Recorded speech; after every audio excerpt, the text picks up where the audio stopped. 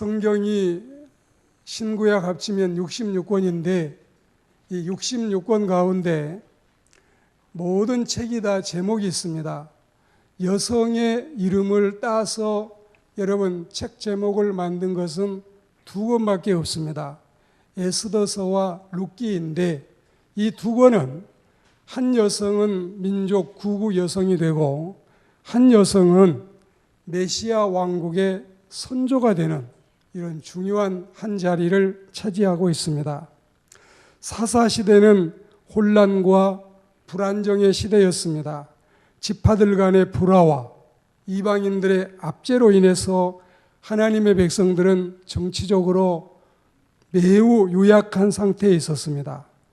그런데 이럴 즈음에 오늘 본문의 주인공으로 등장하는 한 여성이 어두운 사사시대를 비치는 찬연한 별이 돼서 또 다른 삶의 모습을 우리에게 보여줌으로써 정말 우리가 닮고 싶고 본받고 싶은 이런 아름다운 삶의 모델이 되고 있습니다.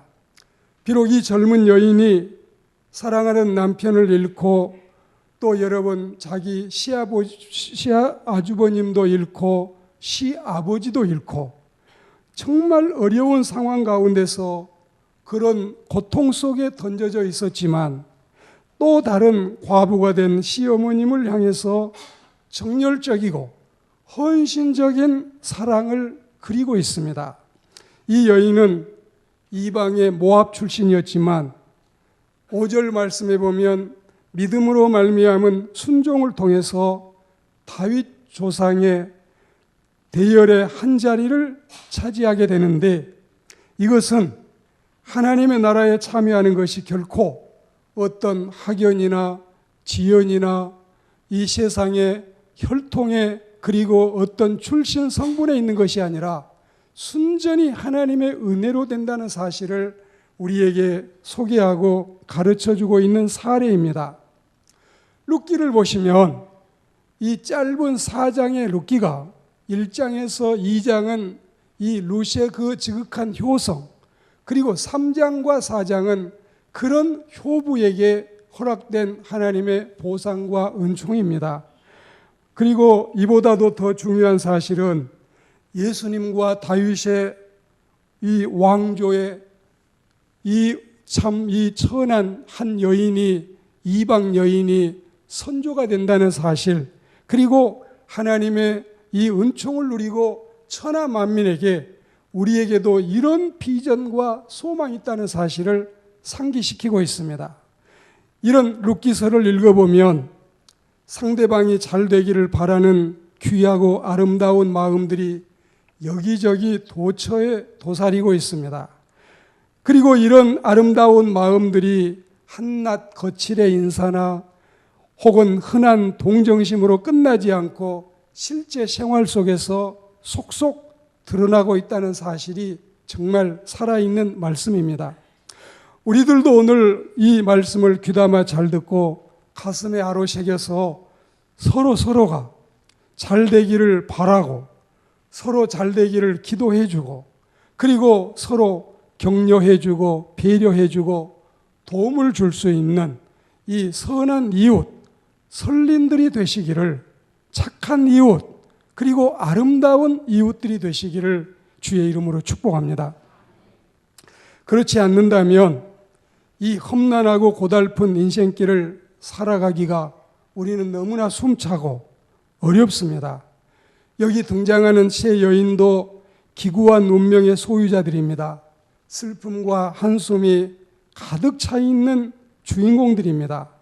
시어머니나 두 자부나 셋이 다 여러분 미망인이 돼서 주위에서, 이웃에서, 일터에서, 또 동네 마을에서, 그리고 여러분 이 모든 도처의 사람들이 도와주지 않았다면, 이런 격려해 주는 손길이 없었다면 얼마나 고달프고 서러웠을까요? 얼마나 인생길이 험하고 마음이 지쳤을까요? 안쓰럽고 짠해서 안타깝게 이를 데 없는 이 여인들의 모습을 여러분들이 지켜보고 또 이 여인들의 모습 속에 우리의 모습은 있지 않는지, 또 이들에게 도와주는 손길을 보시면서 여러분도 저도 우리 모두가 이런 배려하고 도와주는 아름다운 마음들이 모이는 우리의 공동체들이 되기를 축복합니다.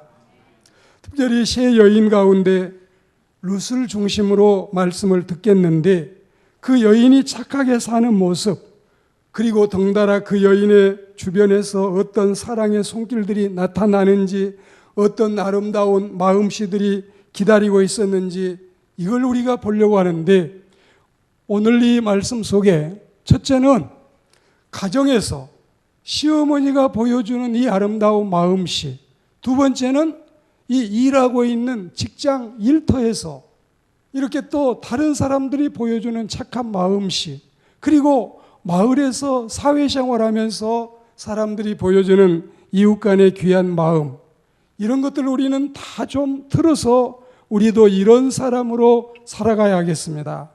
우리가 조금 전에 봉독한 하나님의 말씀 1장 6절에서 10절을 보시면, 그들은 고향 땅에 닥친 흉년을 피하고자 타관에 와서 접붙여 사는 동안에 남편도 잃고 아들 둘도 잃고 남아있는 것은 여러분 이 홀로 된 미망인과 청상 과부 두 며느리밖에 남아있지 않습니다.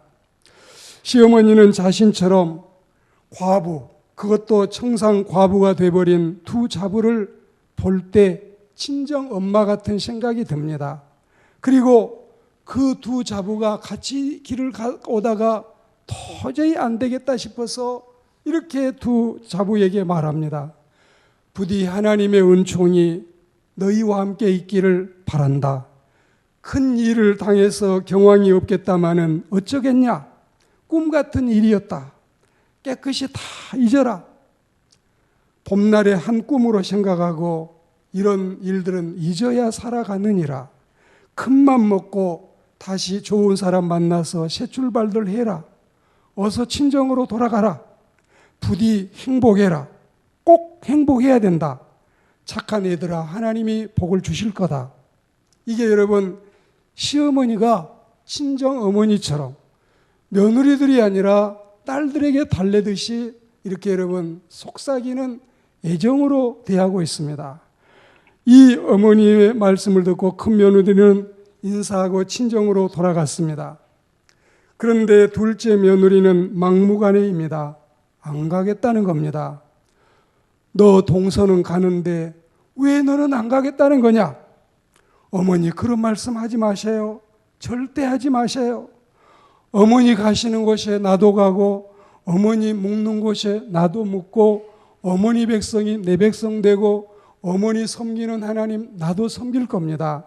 어머니 무덤 옆에 내 무덤 만들게요. 안 떠납니다. 안 떠납니다. 죽는다면 모르지요.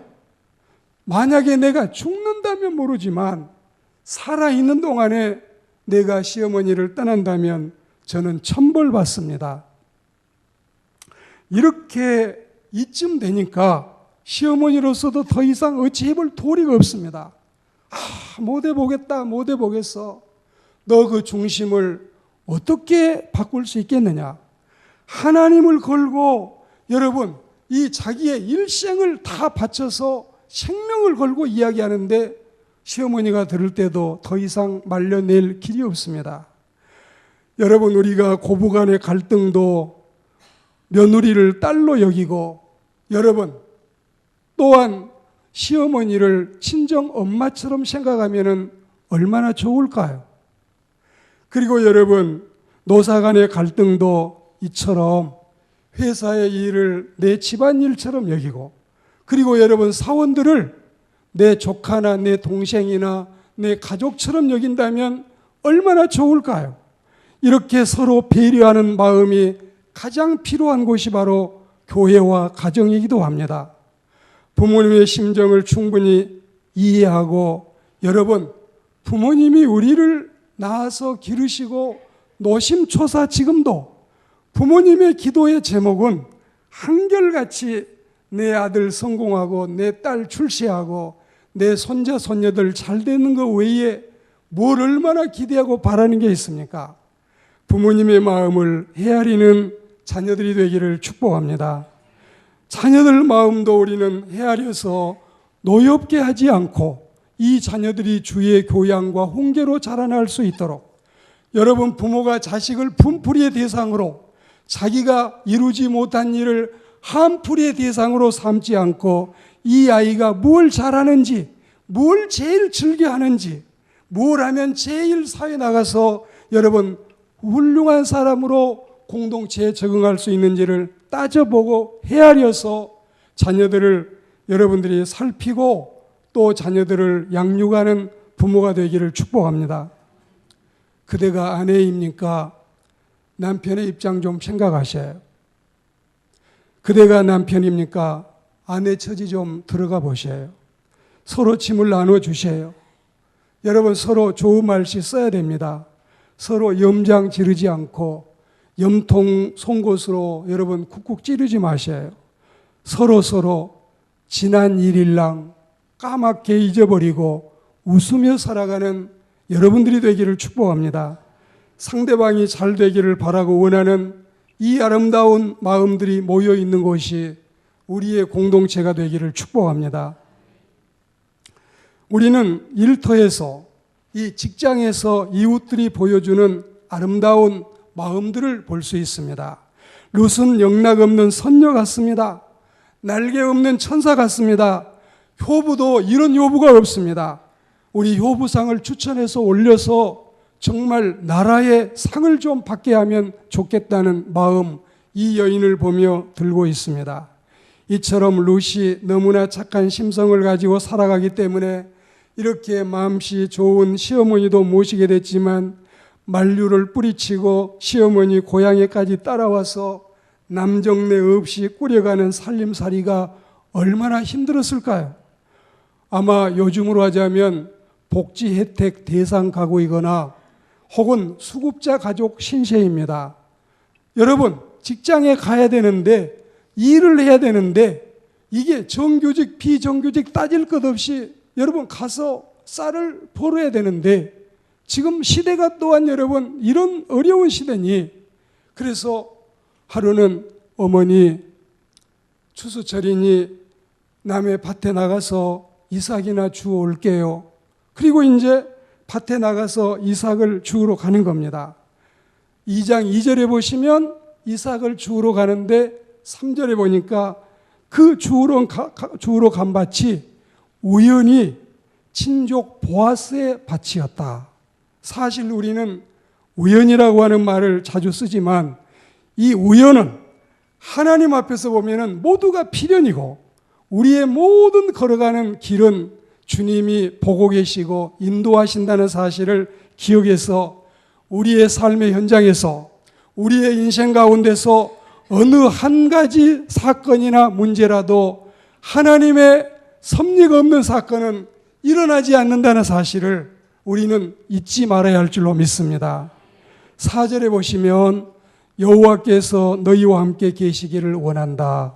이렇게 밭에 갔더니, 이삭 주우러 갔더니 주인께서 좋은 인사로 이 일하는 일꾼들에게 또 와서 이삭 줍는 이 불쌍한 여인에게 말 한마디라도 따뜻하게 건네는 걸 보셔요. 그리고 또 일하는 사람들도 축복의 인사로 화답을 합니다. 이 얼마나 아름다운 인사들입니까? 이 얼마나 보기 좋은 노사관계입니까? 그리고 5절에 보시면 보아스는 효부 룻을 주목합니다. 8절에 보시면 효부 룻을 칭찬을 하는데, 다른 밭에 가지 말아라. 그리고 이 일꾼들 보고 절대 저 새댁을 건드리지 말아라. 그리고 저 새댁이 목이 마르면 물 좀 마시게 해주어라. 그리고 여러분 10절에 보시면 너무나 룻이 감동이 돼서 엎드러져 절을 하면서 어찌 이방 여인인 나에게 이런 은혜를 베푸십니까? 어찌 이렇게 미말에 처한 한 이 과부를 돌아보십니까? 그러니까 11절에 보니까 보아스라는 사람이 너 착한 행실, 동네 다 사람들 칭찬 안 하는 사람이 없다. 나도 다 귀가 있어서 들어서 알고 있다. 너 너무나 착하다. 12절에 보니까 하나님이 너를 보답하시고 너를 보호하시고 하나님이 너에게 상을 주시기를 원한다. 그리고 여러분 14절에 보니까 일하다가 밭에서 점심 식사할 때 여러분 참 시간 낼 때 여러분 배려를 하는데 보니까 떡은 주식이니까 떡도 먹어라. 그리고 초에 찍어 먹어라. 성지에서는 초에 찍어 먹는다는 걸 여러분들이 이 마른 떡을 잡수실 때 조청에 찍어 먹는 것처럼 생각하면 이해가 빠르겠어요. 물론 이 초는 신포도주를 의미하는데 그 사람들은 이 신포도주에 떡을 찍어야 그 여러분 떡이 부드러워지고 먹기가 쉬워집니다. 우리는 맛있는 떡을 먹지만 그 사람들은 걸레빵이라 해서 실제로는 우리 떡과는 비교하지 않습니다. 푸석푸석한 걸레빵인데 이 초에 찍어야 여러분 먹을 만하고 예수님이 십자가에 달리실 때 사람들이 신포도주를 여러분 주니까 맛을 보고 드시지 아니했는데 이게 바로 여러분 초입니다. 그리고 요즘 같이 하자면 견과류 같이 여러분 이렇게 볶은 곡식을 또 이 루덱에 먹을 수 있도록 허락을 하는 겁니다. 메뉴가 딱 3가지인데 이 3가지를 다 룻이 마치 주인처럼 일하고 있는 일꾼들처럼 자유롭게 먹을 수 있도록 배려를 합니다.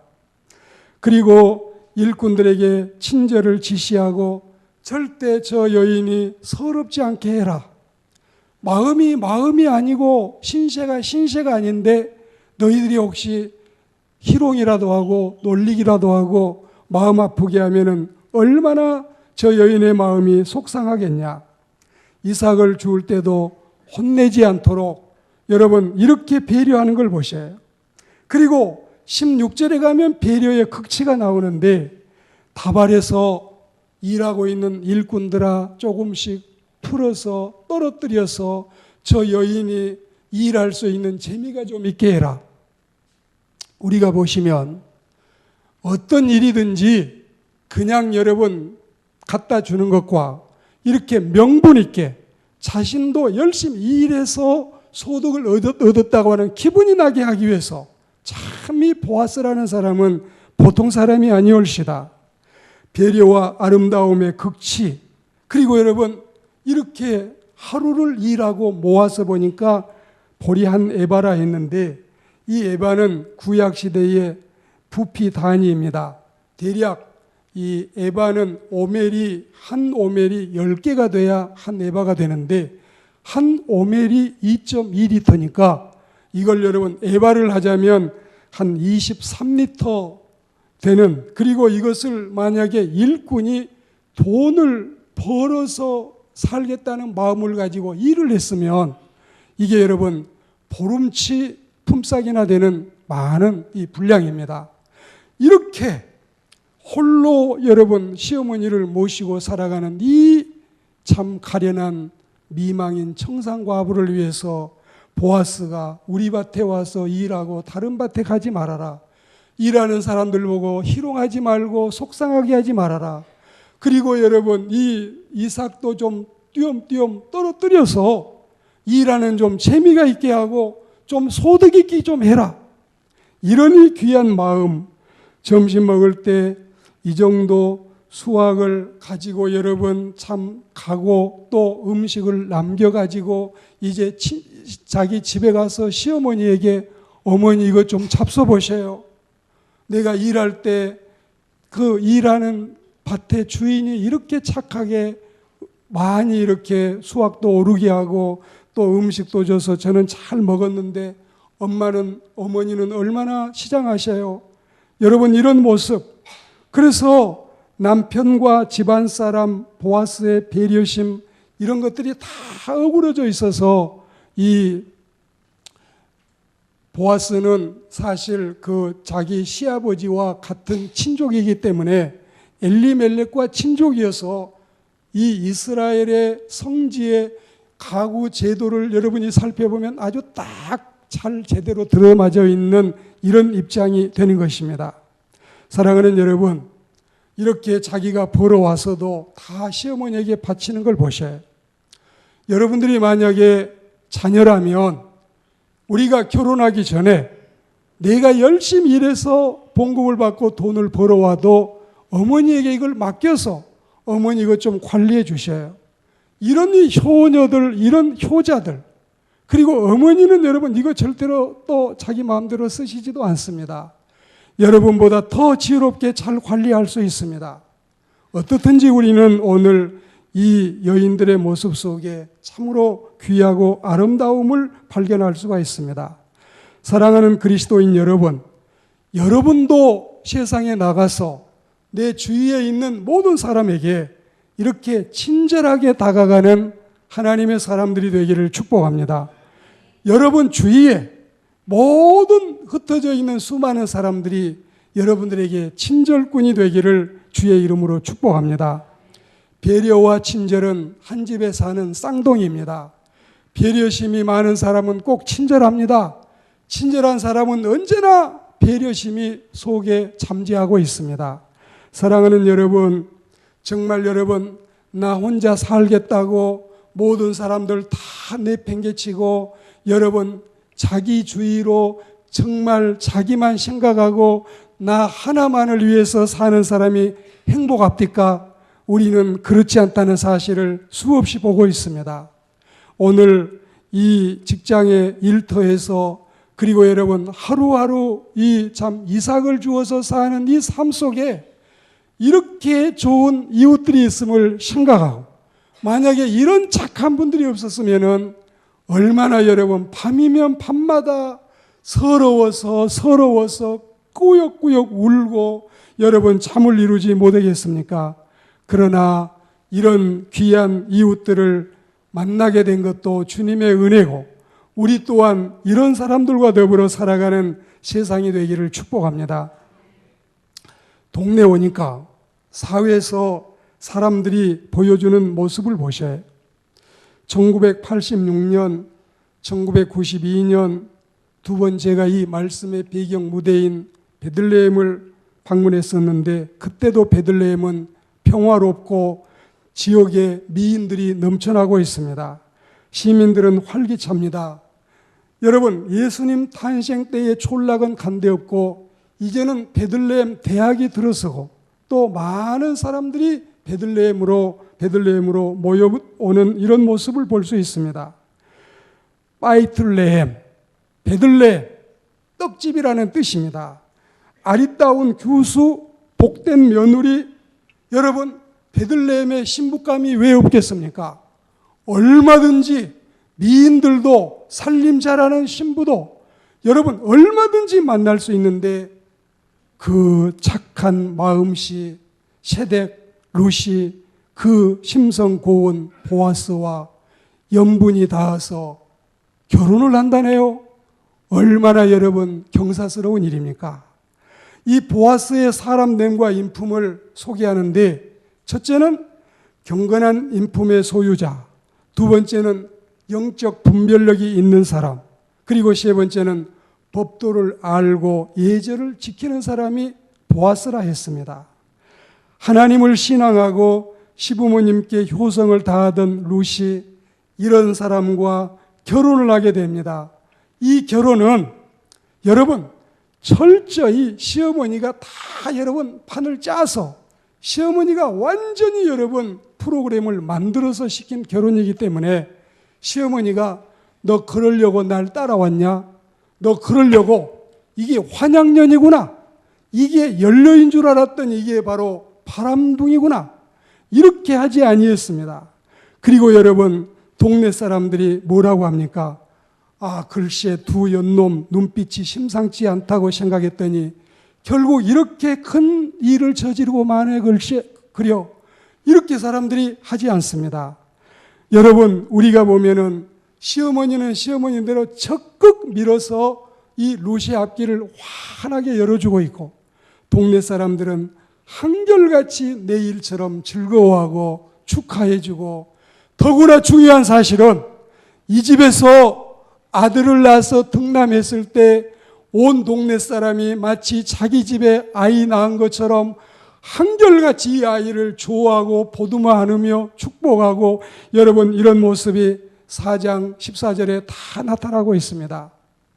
사랑하는 그리스도인 여러분, 룻이 보아스와 결혼해서 오벳을 낳고 오벳이 이새를 낳고 이새가 다윗 왕을 낳으니 이 보아스와 룻 부부가 이 다윗 왕의 증조 부모가 되는 것입니다. 여러분, 우리는 세상을 살면서 사람마다 다 자기 처지가 있고 형편이 있습니다. 이렇게 착하게 가고 하니 하나님께서 이렇게 은총의 길을 열어서 와서 보니 보아스는 동네 유지이기도 하고 재물도 많고, 그리고 여러분 친척이 아니면 사실 결혼하기도 어려운 입장인데 엘리멜렉 시아버지와 친척까지 돼서 너무나 은혜스러운 모습을 우리가 이 성경을 통해서 볼 수가 있습니다. 순결하고 덕망이 있는 여인과 같이 값진 보물은 이 세상에 없다 했습니다. 그리고 여인의 인품 자체가 혼수품 중에는 최고의 혼수품이라 했습니다. 보아스가 혼수품을 요구했다면 여러분 가져갈 건 하나도 없습니다. 혼수품을 요구하는 사람은 오랑캐의 법도를 가지고 있다 했습니다. 그리고 이 룻은 사실은 내놓을 것은 하나도 없지만 그 곱디 고운 심성, 그 착하디 착한 마음, 그 여러분 연려 효부의 그 심성, 이런 모습으로 살아가니 하나님께서는 또 다른 길로 축복하신다는 사실을 우리는 기억하고 하나님께 영광 돌리는 주의 백성들이 되어야 하겠습니다. 우리를 고결하게 하는 것은 덕행이지 가문이 아니라 했습니다. 모든 일은 거기에 사랑이 있을 때를 제어하면 공허할 뿐이라 했습니다. 하나님께서 룻으로 하여금 구약의 유명한 여성들처럼 가문을 빛내는 어진 아내와 훌륭한 어머니가 되기를 기도하는 아름다운 정경이 온 동네 마을 사람들에게 꽉 차 있습니다. 그리고 말씀드린 것처럼 이 집에서 아들을 등남했을 때, 쉽게 말하자면 오벳을 낳았을 때, 이거는 집안의 잔치가 아니라 온 동네 지역의 잔치였습니다. 이런 며느리들이 여러분의 가정에 며느리로 들어오기를 축복합니다. 그리고 여러분, 이렇게 심성 좋은 보아스 같은 사람이 여러분의 가정에 사위가 되기를 축복합니다. 오늘날 우리의 삶의 현장에서도 이런 세상이 돼야 되겠습니다. 여러분, 온 나라가 비감에 쌓여 있고 자기만 생각하고 온 나라 사람들이 이렇게 여러분 도리 없는 짓을 하고 도처에 정치계나 경제계나 연예계나 경영계에 다 이렇게 배려심이 없는 사회에 오늘 이 룻의 주변에 있는 사람들처럼 아름다운 하나님의 은혜가 우리의 삶 속에 넘쳐나기를 주의 이름으로 축복합니다.